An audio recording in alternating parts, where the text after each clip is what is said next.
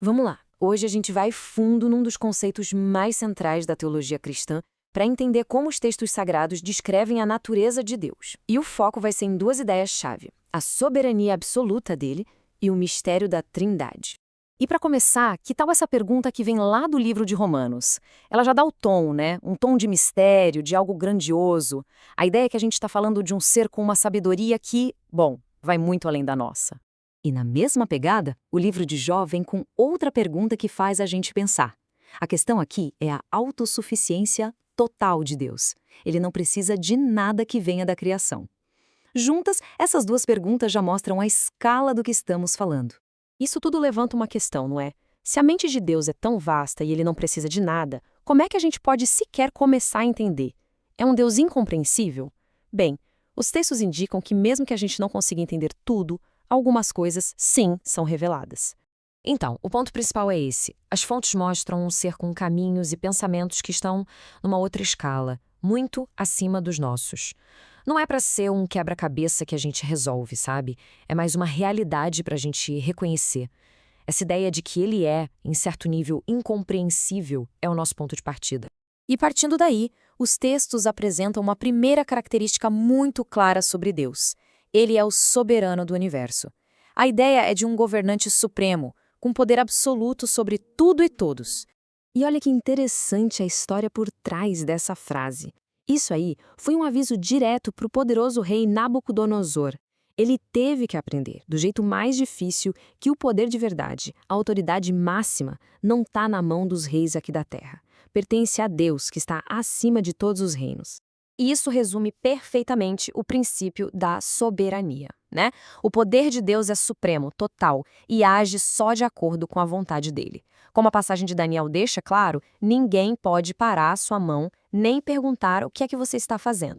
E essa soberania não vem sozinha, ela vem junto com outros atributos. Por exemplo, a onisciência, ele sabe de tudo, até o que passa pela nossa cabeça, como diz lá em Ezequiel. Ele é totalmente justo em tudo que faz. E por ser quem é, ele é digno de receber todo o poder, toda a honra e toda a glória. Ok, então a gente já viu alguns atributos, como a soberania. Agora, vamos mudar um pouco o foco e entrar num aspecto talvez ainda mais misterioso da natureza dele, a própria essência de quem ele é. Vamos falar sobre o mistério da Trindade. Bom, a doutrina principal que os textos apresentam é a seguinte: existe um único Deus. Só que esse único ser divino existe desde sempre como três pessoas diferentes: o Pai, a Palavra, que a gente conhece como o Filho, e o Espírito Santo. Para ficar bem claro, vamos definir. Trindade é isso: uma única substância, um único poder, uma única eternidade divina, tudo isso indivisível, mas que é compartilhado por igual entre três pessoas distintas. É a união perfeita entre uma só essência e uma pluralidade de pessoas. Então, vamos ver mais de perto como essas três pessoas são ao mesmo tempo distintas e perfeitamente unidas. É aqui que o mistério fica ainda mais profundo. Um Deus em três pessoas. Essa tabela aqui ajuda a gente a visualizar bem isso. O que faz cada pessoa ser diferente não é a essência divina. Essa é a mesma para todos. O que muda são as relações entre eles, as propriedades de cada um. O Pai não veio de ninguém. O Filho é gerado eternamente pelo Pai. E o Espírito Santo, ele procede, também eternamente, do Pai e do Filho. Então, só para reforçar a ideia, de um lado a gente tem uma única substância divina, indivisível. Do outro lado, três pessoas que se distinguem por essas relações pessoais que a gente viu. E tudo isso junto forma o quê? Um só Deus, o Pai, o Filho e o Espírito Santo. Mas de onde tiraram essa ideia? Não é algo inventado, não. Ela vem direto de várias passagens bíblicas. Por exemplo, em 1 João está lá bem claro: estes três são um. Em Mateus, a ordem de Jesus é para batizar em nome no singular. Veja bem, nome do Pai, do Filho e do Espírito Santo. Isso já aponta para a unidade.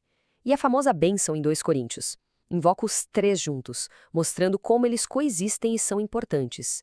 Certo, mas no fim das contas, por que essa doutrina que parece tão complexa é tão importante assim? Não é só uma discussão teológica abstrata, não. É apresentada como a própria base da fé.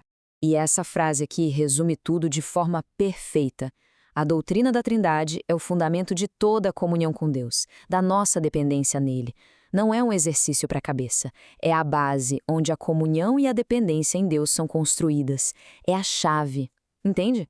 Então, o grande ponto é que essa doutrina é crucial porque ela define a natureza do Deus com quem os fiéis se relacionam. Como a gente viu, não é um quebra-cabeça para a gente ficar tentando resolver. É, na verdade, o alicerce para uma vida de fé, de comunhão, de confiança. E para fechar, fica uma pergunta no ar. Se Deus é ao mesmo tempo esse soberano todo-poderoso e também um ser em três pessoas, um ser relacional, como é que isso muda tudo? Como isso redefine a forma de se aproximar e se relacionar com o divino?